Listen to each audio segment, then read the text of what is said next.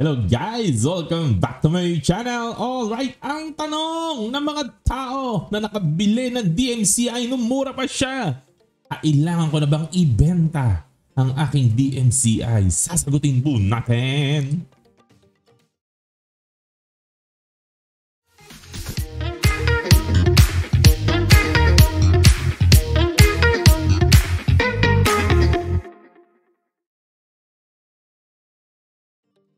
Welcome back! Ayan, should I sell my position sa DMCI Holdings Incorporated? At ang video po natin ngayon ay tanong ng ating masugid na viewer. Matagal na po nating viewer, barkada natin, kaibigan natin, beshiwap po natin na si, tago na lang natin sa pangalang, Peter Lynch. Alright, at ang problem po niya, nabili po niya, nadali niya sa DMCI, no? Nung murang-mura pa. Hindi ko po alam kung nung 3 piso ba to, 4 na piso, no? And parang gusto na po niyang ibenta ang 50% po nito, no? Kasi may paggagamitan po siya, pero nangihinayang siya sa dividend. So nagtatanong siya, Kuya John, ano ba dapat ang aking gagawin? At alam ko, marami po sa inyo nabili ang DMCI nung mura-mura pa.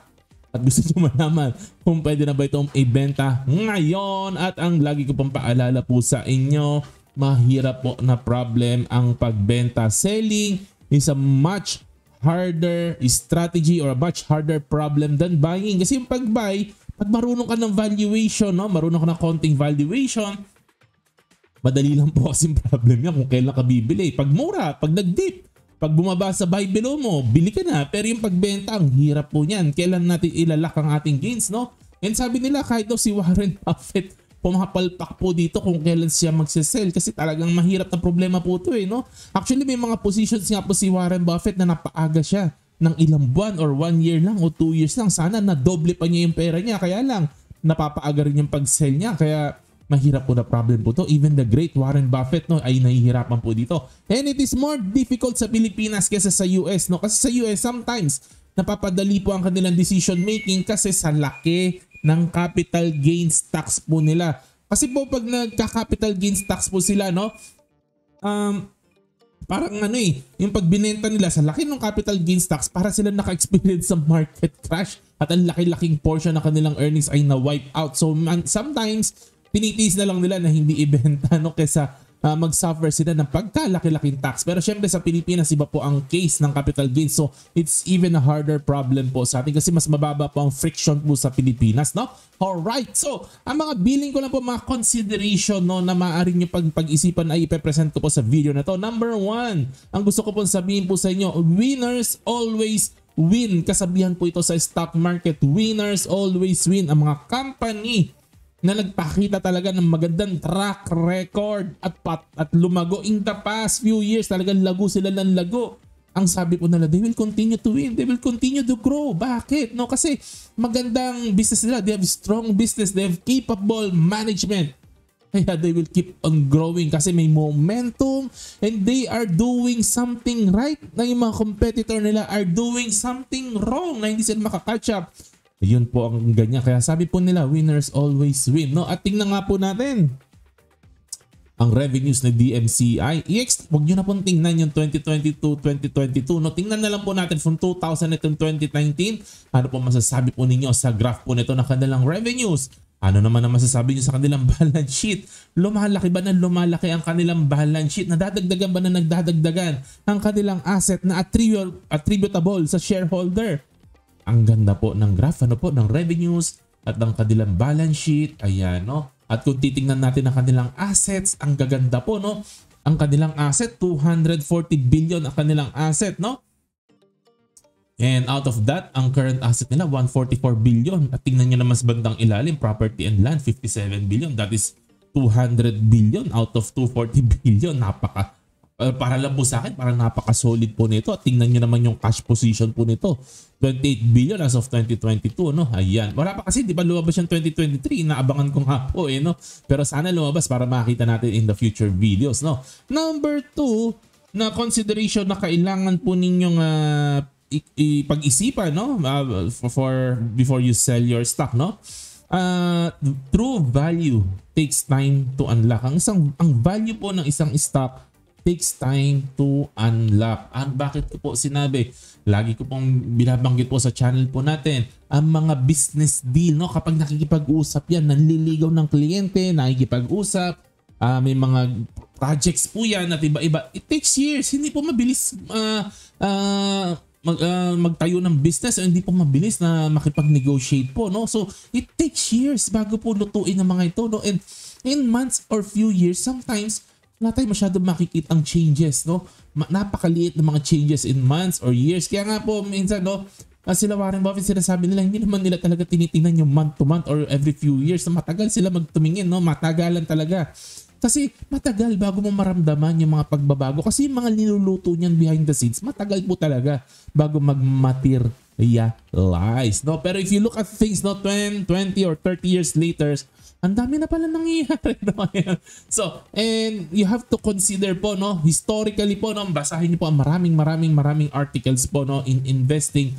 Ang mga taong totoong kumikita ng malaking sa stocks, no, ay yung po mga tao na pagkalayo-layo po ng horizon, pagkahaba-haba ng horizon, yung mga totoong long term, yung mga iniiwan talaga nila yung kanilang position lang po, no? Basta nakakita sila ng win, pinababayaan na lang po nila. Parang ganito ang motto nila, eh. Maganda ba yung negosyo na nabili ko? Magaling ba yung management? Bahala na kayo dyan. Basta binili kita, bahala ka na dyan. Grow and multiply. Grow and multiply. Hindi ko kayo pakikialaman for many years. Babalikan ko na lang kayo pag matanda na ako. Yun daw talaga ang mga totoong yumayaman po sa stock market. Hindi po yung mga tao na maiiksi ang horizon. Sabi po ng mga journalists and commentators, no? And number 3 consideration na kailangan po ninyong sagutin, no? Overvalued ba ang stock na ito? Yan ang isang nagpapatrigger if it is time to sell, no? Kasi kung halimbawa ang value ng isang stock, no, is 2 to 3 times more na than what it is worth. Halimbawa, ang valuation mo sa isang stock is 100 pesos per share. Pero pumapalo na siya ng 250, 300 sa stock market, baka pwede mo nang ibenta kasi overvalued na, eh, no? Yun po yung mga consideration. Pero ang sabi po ni Charlie Munger, hindi daw po niya ibebenta si Costco kasi bilib na bilib siya na napaka-solid ng negosyo ng Costco. Bilib na bilib siya sa management ng negosyo, sa management ng Costco, at tingin niya talagang dire-diretso lalago ito. Kaya kahit daw po overvalued ng Costco, hindi daw ibebenta ni Charlie Munger. Sabi po niya kasi itong tao ito, napaka-long term po nito. Grabe po ang long term perspective po nito, no? Okay. Anyways, di ko po alam, baka nasa will and testament po niya na yung pagmamanahan niya kanyang mga ari-arian na hindi pwedeng ibenta ang kanyang position sa Costco. I don't know, no? Alright. Number 4, last but not the least, pero ito po ang pinaka-important po sa lahat. Opportunity cost. Kapag kayo po ay nag-i-invest in anything, think always in terms of opportunity cost. Kayo po ay isang capital allocator. Opportunity cost po ang obsession po natin. Anong ibig po sabihin niyan? Halimbawa may 100,000 ka. Pinasok mo sa isang investment na kumikita ng 10% per year. That is 10,000, no? Sinimplihan ko yung math, no? 100K ang pinasok mo, kumikita ng 10%, 10K a year ang kinikita mo. Pero merong better na investment pala na nasipat mong gano'n, nakita mong gano'n, may mas maganda palang investment, no? At pwede ka mag-earn ng 15% a year or 15K. Kapag hindi ka nag-switch, natatalo ka ng 5,000 per year. Yun po ang ibig sabihin ng opportunity cost. Na dahil merong mas maganda at hindi mo nilipat ang investment mo, nawawalan ka ng potential na kita. Ganun po, no? So as capital allocator, dapat po binabalance natin ang ating portfolio. Pag yung isang bagay ay mababa na po ang kinikita natin, ay dahan-dahan na po natin i-allocate po ito sa bagay na mas malaki ang kikitain po natin. Maliwanag po ba? Yun po ang opportunity cost, no? You switch your investment from one instrument to another if you believe it will give you better returns. Alright? Otherwise, bakit ka magsiswitch kung wala namang mas magandang paglalagyan? Yun ang mga tanungan po dyan, eh, no? So, balik na po tayo sa tanong na should I sell DMCI Holdings? Guys, kayo lang po ang makakasagot po nito. Hindi ko po ito pwedeng sagutin po sa inyo kasi nga po, investing is a personal decision po ito. Depende po sa conviction po ninyo. Magkakaiba po tayo ng pananaw kay DMCI. How you see DMCI could be different on how I see DMCI. Magkakaiba po tayo ng background, magkakaiba po tayo ng situation, magkakaiba po tayo ng ugali, magkakaiba po tayo ng temperament, magkakaiba po tayo ng almusal na kinakain sa umaga, magkakaiba po tayo ng sakit. Alright, so personal po ito. So kayo po ang bahala po dito, no? At ako po sa channel po natin, no, hindi ko po goal na i-guide po kayo kung ano po ang gagawin po ninyo. Ang goal ko po ay i-spark po ang critical thinking po ninyo para kayo po ay mag-start ng inyong sariling analysis, no? Kaya binibigyan ko po kayo ng iba't ibang arguments, no? So, itanong po natin sa sarili po natin, winner ba talaga itong si DMCI? Maganda ba talaga ang construction business nito? Yung coal business niya, maganda ba? Yung ibang businesses niya, yung mga planta niya, maganda ba? Mga papasukin niyang business, kaya papasok ba ito? Magaganda ba yung papasukin niya? Ayun, no? And ano ang nakikita ko kay DMCI? 20 years from now, ano ang nakikita ko? Kayo, ano nakikita ninyo? Mata times 5 ba niya ang revenue niya? Yun ang mga tanungan. Magiging times 5 ba ang revenue? Kasi yun po ang magagandang returns in 20 years. Yung mata times 5 niya ang kanyang revenue, ang kanyang balance sheet. No? So yun, kasi kung dividends ang pag-uusapan, alam naman po natin generous. Pero ang tanong, mata times 5 ba ang revenue nito? Mata times 5 ba ang balance sheet nito in 20 years? Kayo po ang makakasagot po niya. No? Depende po sa conviction ninyo at paano nyo po nakikita ang negosyo po nito. No? Sa property development ba? Marami pa ba tatayuan nito? Marami ba ibebenta to? Saturated na ba ang market? O marami pa ba needs? Saan kaya ito maghahanap ng paglalagyan ng kanilang properties? Besides Mindanao ba? Kakalabanin ba niya si Cebu Landmaster? Mga ganunan. Paano kaya ito pag yung labanan nila ng Ayala Land, ng mga Robinsons Land, yung mga ganun-ganun, no? Ano lagay yung DMCI, no? Yun, mga ganun po ang maiisipin po natin, no? And another question, no? Long-term investor ka ba? Kailangan mo tanongin sa sarili mo to. And how long is long? At kaya ba ng dibdib mo ang fluctuation year after year? Kasi po, aminin po natin, magkakaroon po ng fluctuation mo ang prices po niyan ng holdings mo natin. Kaya ba ng dibdib mo na may fluctuation, no? At titingnan mo na lang ang resulta after decades. Kaya ba ng dibdib yun? How long is long for you? Okay. And ano ang valuation mo sa DMCI? Yan, importanteng tanong yan. Ano ba yung target price mo nito bago mo pinasok? Dapat kasi guys, no, bago natin pasukin ng isang investment, may target price na rin tayo kung kailan tayo mag-exit. Ano ba ang strategy natin dito? Dapat kasi bago mo binili yan, may plano ka na.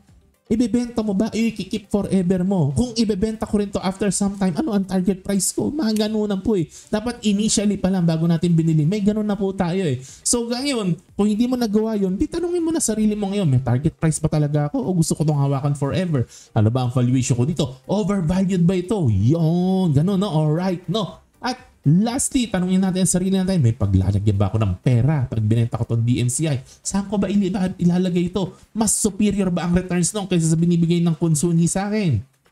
Or gusto ko lang ba talagang i-lock ang gains ko kasi baka mawala, baka mag-erode ang gains ko, no? Nakakapanghinayang naman. So there is no right or wrong question in investing, in money, in finance. Wala lang po mong right or wrong, no? Kasi po, lahat po tayo adults na po dito at the end of the day.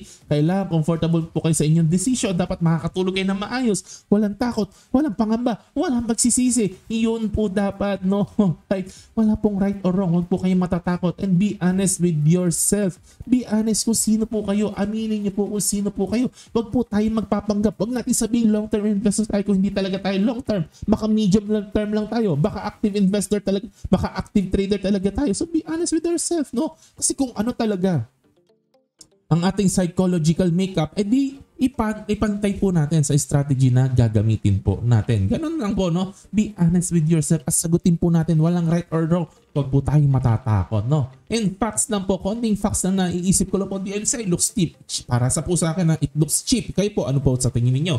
Mukhang solid ang balance sheet, no? At naghahanap sila ng mga acquisition ngayon. Naghahanap sila ng mga bibilin, mga itatayo, ng mga businesses, ganyan-ganyan, no? Although hindi po ako hindi po ako believe, no, sa gusto po nila na bilhin ng cement business. Hindi ko po gusto ang cement business kahit kailan.